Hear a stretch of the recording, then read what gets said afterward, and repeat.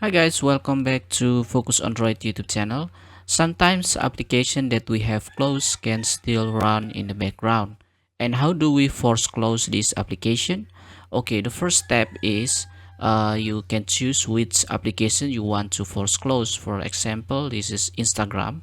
We tap and hold on the application and we tap on exclamation symbol at the right corner, and now we enter the apps info, and you can see in the bottom right corner there is a force close. We tap force close and we tap OK to force close. Okay, now the application is already force close.